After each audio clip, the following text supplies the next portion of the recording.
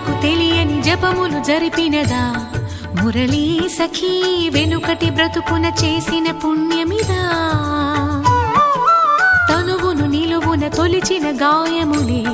తన జన్మకి తరగని వరముల సిరులని తలచినదా